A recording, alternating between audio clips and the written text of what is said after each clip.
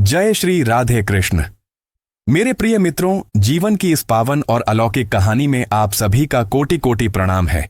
आज का यह दिन साधारण नहीं है, क्योंकि आज हम और आप उस परम चेतना, उस मुरली मनोहर के श्री चरणों में बैठकर उनके अमृत वचनों का पान करने जा रहे हैं। हे श्री कृष्ण, जो भी भक्त आज इस वाणी को श्रवण कर रहा है, उसके हृदय के द्वार खोल दीजिए, उसके जीवन के अंधकार को अपनी मुस्कान की चांदनी से मिटा दीजिए।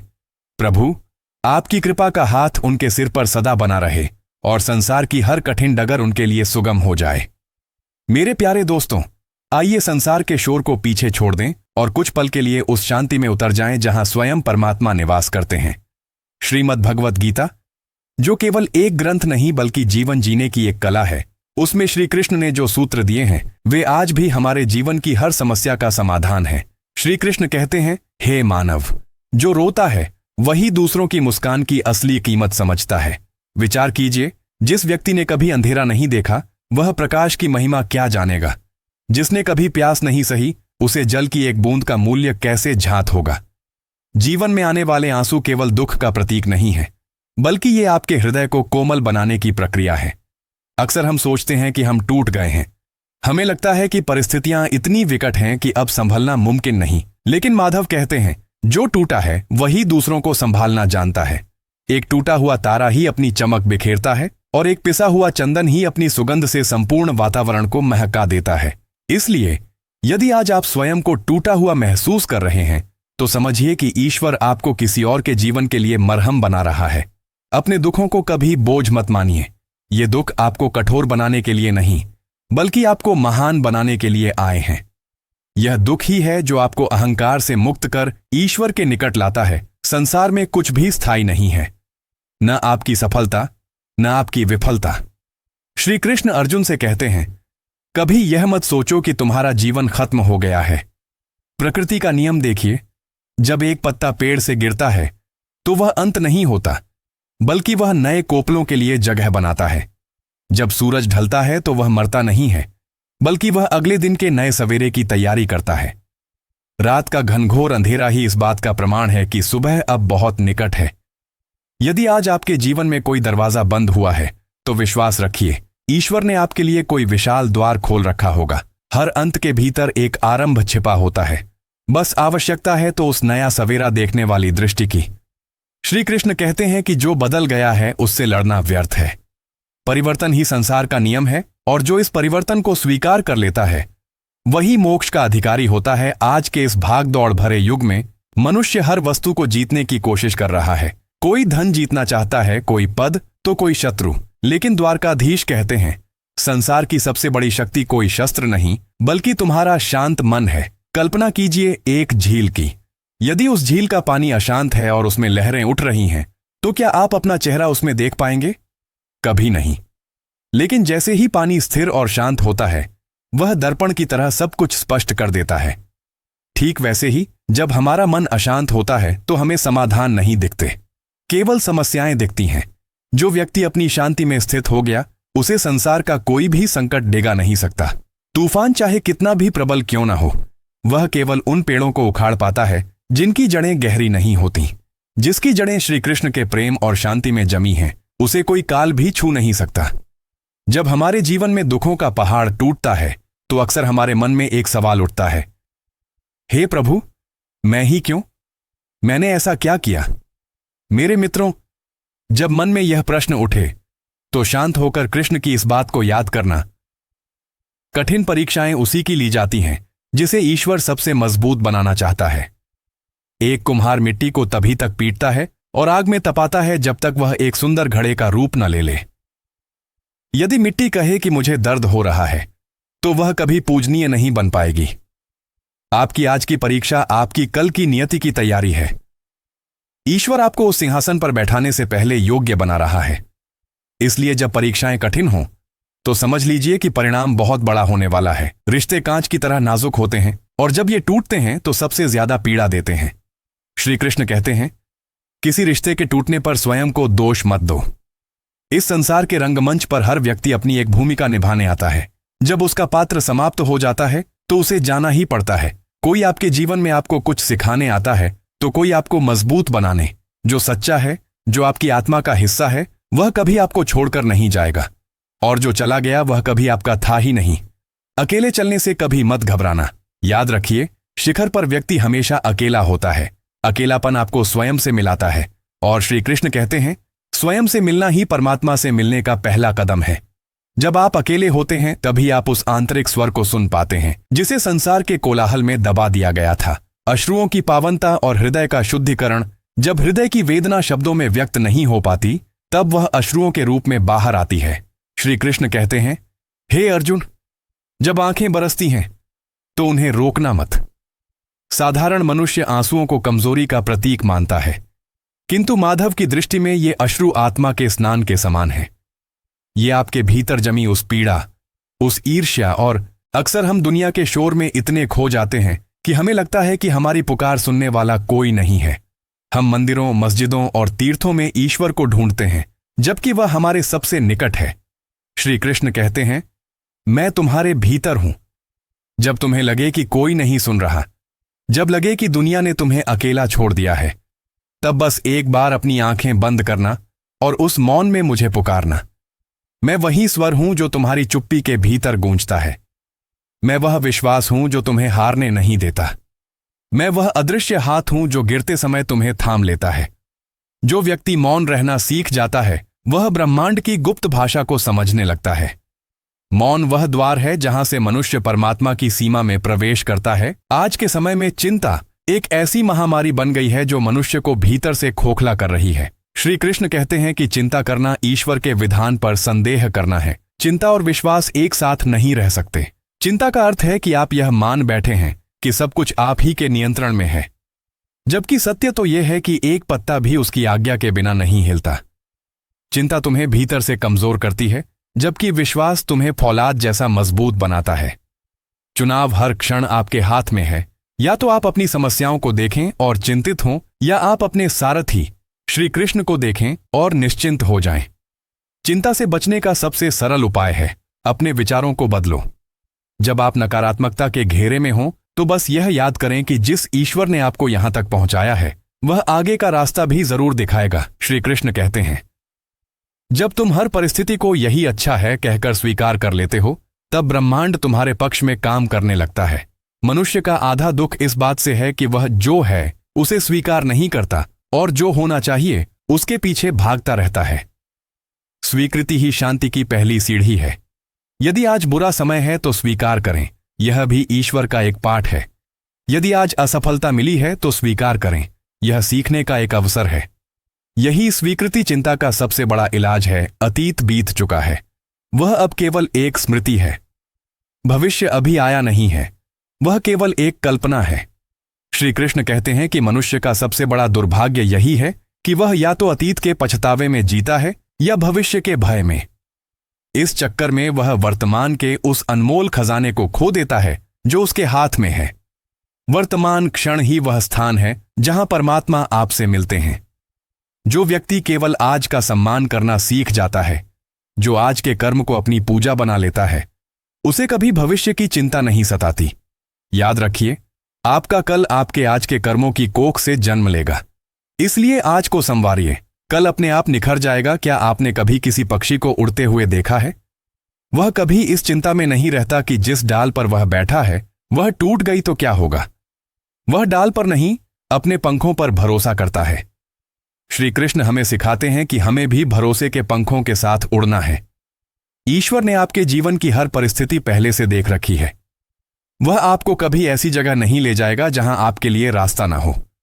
यदि वह आपको समुद्र के बीच ले आया है तो या तो वह आपको तैरना सिखाएगा या वह स्वयं नौका बनकर आएगा। आपका मन आपका घर है। अब आप स्वयं सोचिए, क्या आप अपने घर में कूड़ा कचरा रखना पसंद करेंगे? नहीं ना। तो फिर इस मन रूपी मंदिर में चिंता, भय, ईर्ष्या और क्रोध का कचरा क्यों भरते हैं?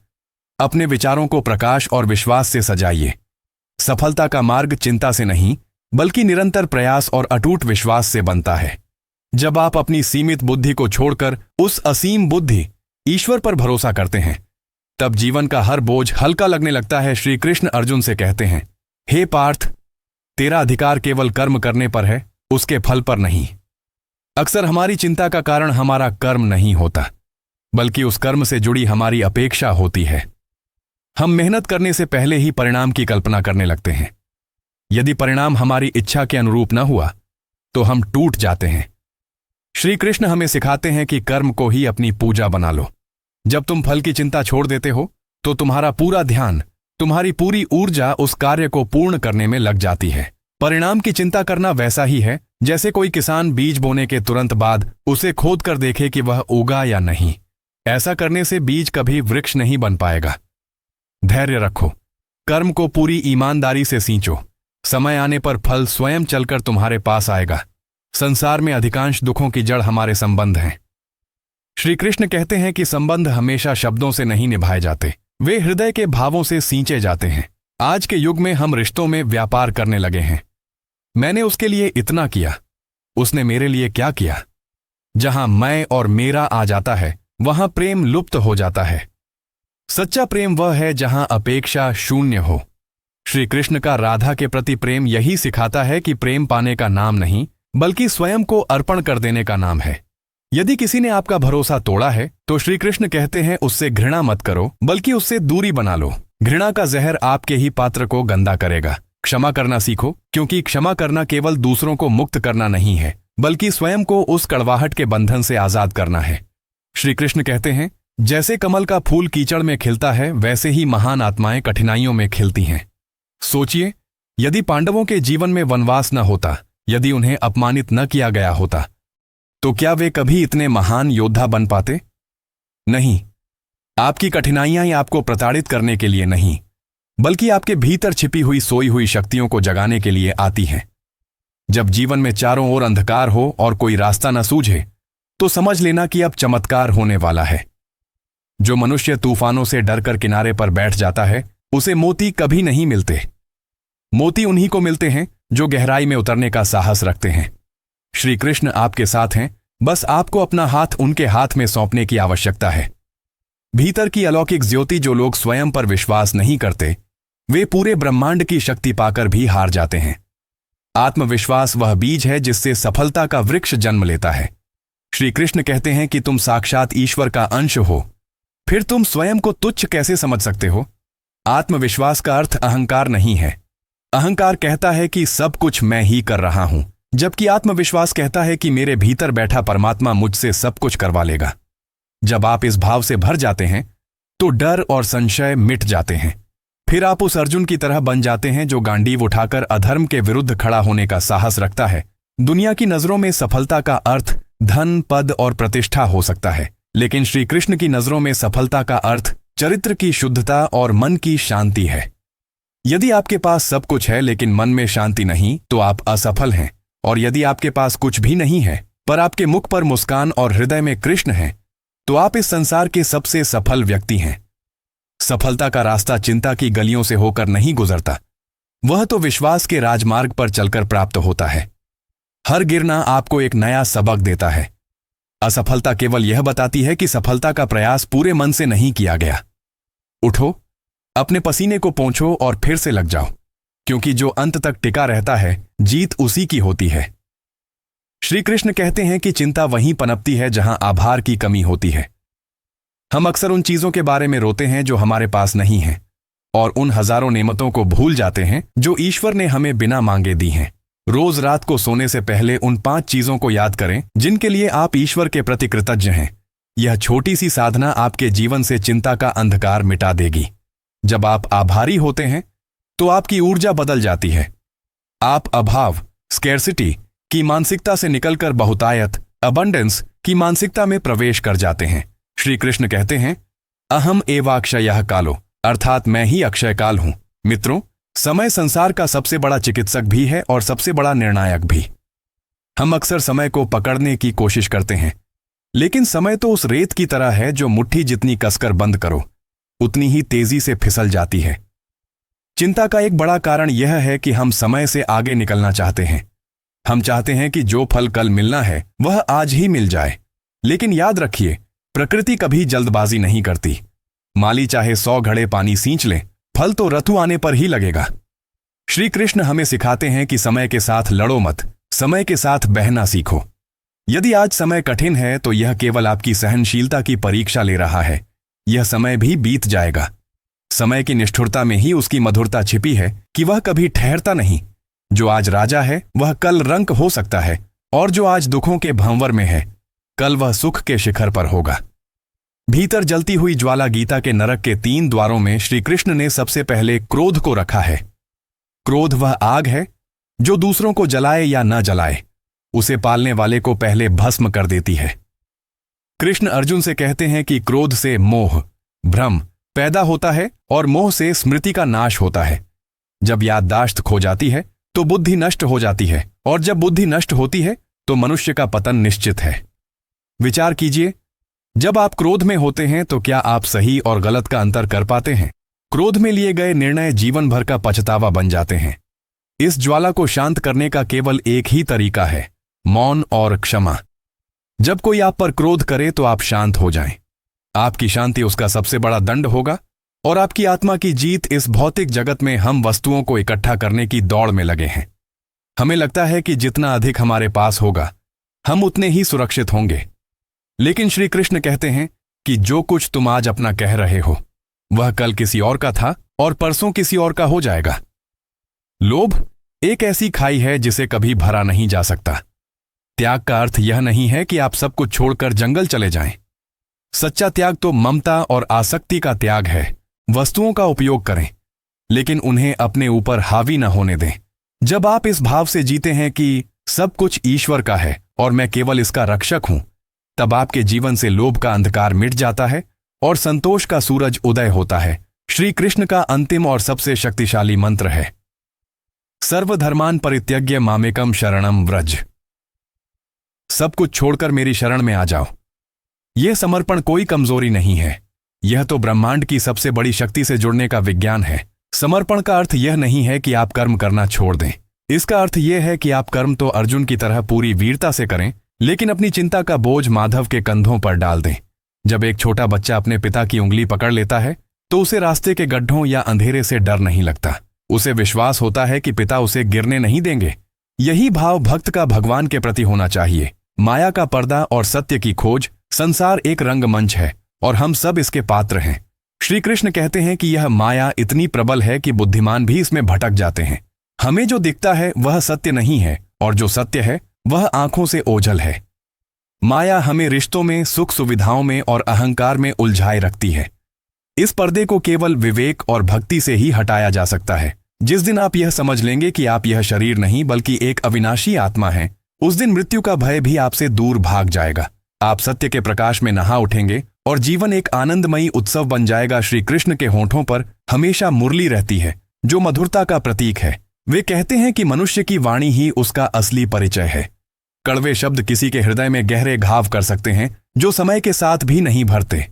अपनी वाणी को प्रेम और सत्य से अभिमंत्रित करें। ऐसी बात कहें जो दूसरों को शांति दे, न कि उन्हें विचलित करे। याद रखें, शब्द ही ब्रह्म है। यदि आप मधुर बोलते हैं तो आप अनजाने में ही लोगों के हृदय में श्री कृष्ण के लिए जगह बना देते हैं। आपकी वाणी से किसी का टूटता हुआ हौसला फिर से जी उठना चाहिए। श्रीमद् भगवद गीता में श्री कृष्ण कहते हैं कि यह शरीर एक रथ के समान है। इंद्रियां इसके घोड़े हैं और मन इसकी लगाम है। यदि लगाम ढीली हो तो घोड़े रथ को कहीं भी खाई में गिरा सकते हैं। आज के इस आधुनिक युग में हमारी इंद्रियां, आंख, कान, जिह्वा बाहरी चमक धमक की ओर इतनी तेजी से भाग रही है कि हम अपने आंतरिक गंतव्य को भूल गए हैं। मन को वश में करना कठिन है, जैसे हवा को मुट्ठी में कैद करना, लेकिन अभ्यास और वैराग्य से यह संभव है। जब आप अपनी इंद्रियों के स्वामी बन जाते हैं, न कि उनके गुलाम, तब आपके जीवन में अनुशासन का जन्म होता है।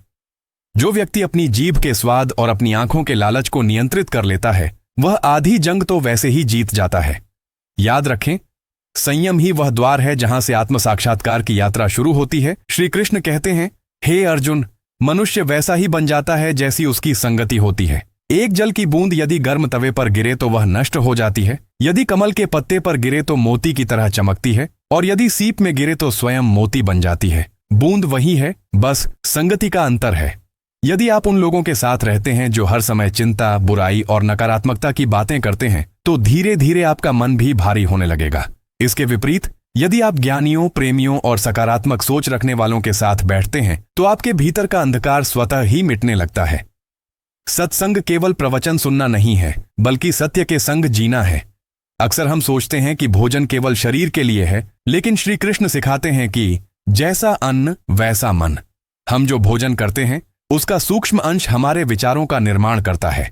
सात्विक आहार जो प्रेम, शुद्धता और अहिंसा से बना हो, बुद्धि को प्रखर करता है और मन को शांत रखता है। इसके साथ ही केवल भोजन की शुद्धता ही पर्याप्त नहीं है, बल्कि उस भोजन को कमाने का साधन भी शुद्ध होना चाहिए। अधर्म से कमाया गया धन और क्रोध में बनाया गया भोजन मन में विक्षोभ पैदा करता है। जब आप शांत और कृतज्ञ भाव से भोजन ग्रहण करते हैं तो वह केवल पेट नहीं भरता, बल्कि आपकी आत्मा को भी तृप्त करता है। श्री कृष्ण ने जीवन को 4 स्तंभों पर खड़ा किया है: धर्म, अर्थ, काम और मोक्ष। धर्म वह आधार है जो हमें सही और गलत का बोध कराता है। अर्थ जीवन निर्वाह के लिए धन और संसाधनों की आवश्यकता। काम इच्छाओं और कर्तव्यों का मेल। मोक्ष अंतिम लक्ष्य यानी जन्म मरण के बंधन से मुक्ति। आज का मनुष्य केवल अर्थ और काम के पीछे भाग रहा है, जिससे जीवन का संतुलन बिगड़ गया है। श्री कृष्ण कहते हैं कि अर्थ, पैसा कमाना बुरा नहीं है, लेकिन वह धर्म, नैतिकता के दायरे में होना चाहिए। जब आप इन चारों का संतुलन बना लेते हैं तब आपका जीवन एक सुंदर संगीत की तरह बजने लगता है। हम ईश्वर को मूर्तियों में ढूंढते हैं, जबकि श्री कृष्ण कहते हैं, मैं ही वृक्षों में पीपल हूं, नदियों में गंगा हूं और पर्वतों में हिमालय हूं। प्रकृति के साथ जुड़ाव ही परमात्मा के साथ जुड़ाव है। जब हम एक खिलते हुए फूल को देखते हैं, बहती हुई नदी को सुनते हैं या डूबते हुए सूरज की लालिमा को निहारते हैं, तब हम अनजाने में ही ध्यान, मेडिटेशन की अवस्था में होते हैं। प्रकृति हमें त्याग और सेवा सिखाती है। पेड़ कभी अपना फल स्वयं नहीं खाता, नदियां अपना जल स्वयं नहीं पीती, वे दूसरों के लिए जीते हैं। श्री कृष्ण हमें प्रेरित करते हैं कि हम भी प्रकृति के इस परोपकारी स्वभाव को अपनाएं। जो व्यक्ति प्रकृति का सम्मान करता है वह ईश्वर के और भी करीब हो जाता है। मृत्यु एक वस्त्र का त्याग। संसार का सबसे बड़ा सत्य जिससे हर कोई भागता है वह है मृत्यु। श्री कृष्ण अर्जुन का भय मिटाते हुए कहते हैं, वासांसी जीर्णानि यथा विहाय। जैसे मनुष्य पुराने वस्त्रों को त्याग कर नए वस्त्र धारण करता है, वैसे ही आत्मा पुराने शरीर को छोड़कर नए शरीर में प्रवेश करती है। मृत्यु अंत नहीं है, बल्कि एक लंबी यात्रा का छोटा सा विश्राम है। जिसे हम अंत समझ रहे हैं वह दरअसल एक नए आयाम की शुरुआत है। जब मनुष्य यह जान लेता है कि वह अविनाशी आत्मा है तो उसे किसी शस्त्र का डर नहीं रहता। न आग उसे जला सकती है, न जल उसे भिगो सकता है। यह बोध ही हमें अमृता की ओर ले जाता है और जीवन के हर क्षण को निडरता से जीने की शक्ति देता है। आपको यह श्री कृष्ण की भागवत गीता कहानी अच्छी लगी हो तो कमेंट में जय श्री कृष्ण जरूर लिखें। जय श्री कृष्ण।